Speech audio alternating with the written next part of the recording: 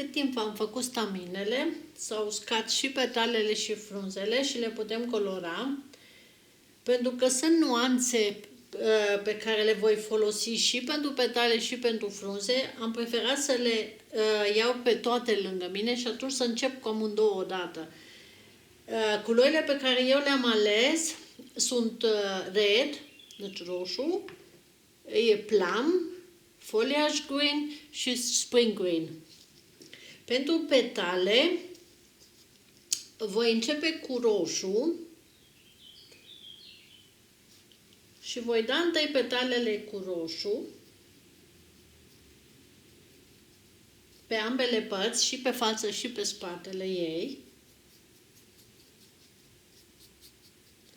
O să vedeți, pentru că eu am făcut, de la bun început am colorat pasta cu roșu, atunci și în momentul în care eu vin cu dust, este mult mai ușor de a le colora și mult mai ușor de a se vedea culoarea mult mai intensiv.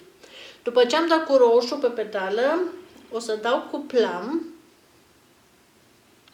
și cu plum voi da cu partea de sus și partea de jos un pic. Deci la vârf și la bază.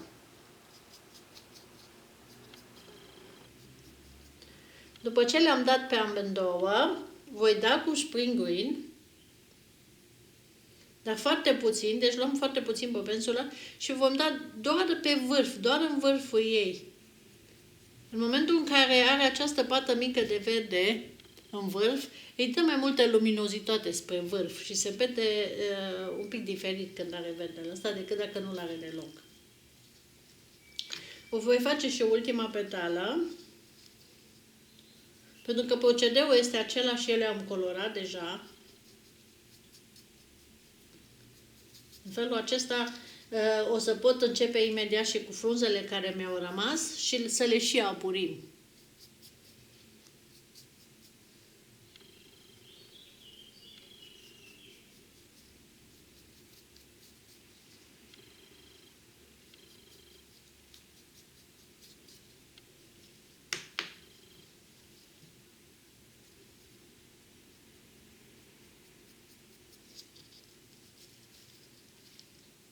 Acum voi începe cu frunze. Pentru frunze, ele având deja culoarea asta foarte crudă, să zic așa, e un verde crud, e un verde foarte, foarte deschis și frumos la frunză, foarte multă culoare nu mai are nevoie. Și atunci voi veni doar cu foliaj green și în momentul în care vin cu foliaj pe ea, și lăsând totuși porțiuni unde nu este atât de pronunțată nuanța de foliaj. Deci să fie, unele porțiuni sunt mai intense, unele nu. Și atunci dă foarte mult în nuanța naturală. Este ca și cum și-ar forma niște umbre și niște nuanțe diferite. Este ca un joc de culori pe ea. După ce am dat bine pe parte, vin și pe cealaltă parte.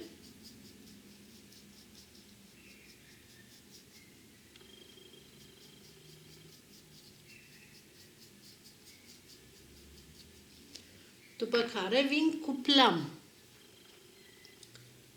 Și din această nuanță de plum, deci dau și pe marginea, fac conturul frunzei, dar și pe porțiunile unde se îmbină, ca și cum ar fi 3 petale și aici în mijloc ele se îmbină.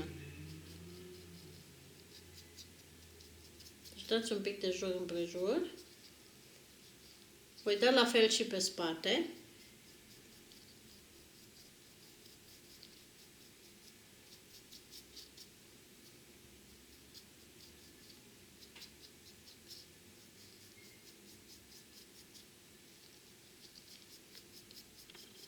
Și dacă doriți, vedeți că totuși nu s-au făcut umbrele prea bine de la verde, puteți să dați un pic de spring green, dar foarte puțin și pe porțiuni foarte mici. Deci ca și cum ați șterge pensula pe frunză.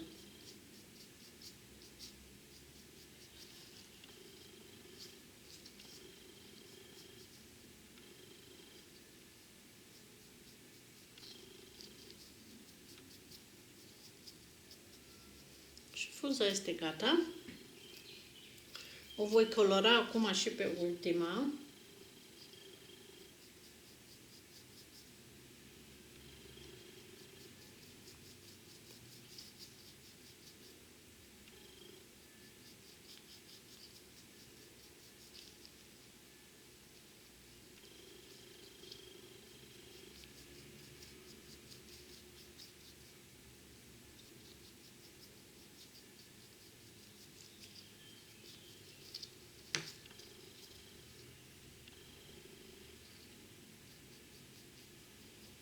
Între timp, până termin de colorat cu plam, eu am să pornesc și aparatul de aborit, să se încălzească deja apa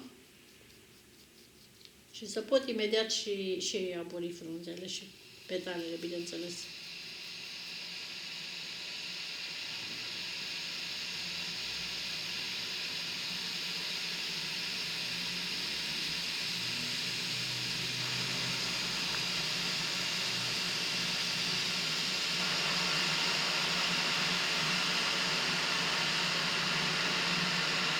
Bun.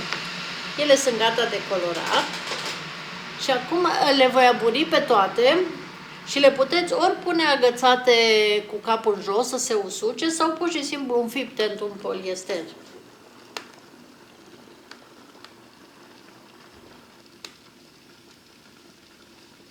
Deci o să le aburez bine pe toate și am să le înfig într-un poliester.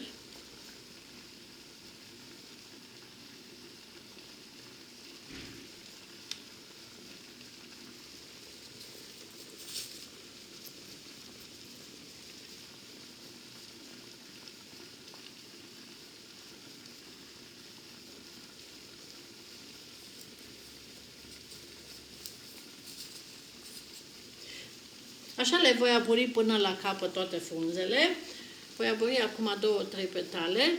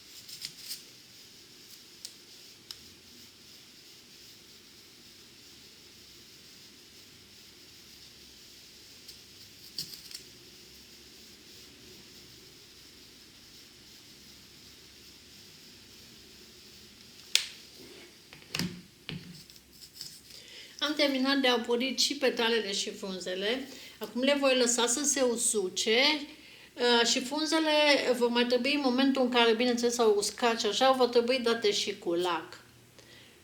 Dar cât timp ele se usucă, o să avem timp suficient să putem forma și pistilul din mijlocul florii.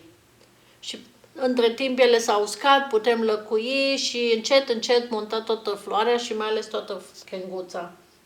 Deci, strângem, facem curățenie și ne apucăm mai departe de pistil.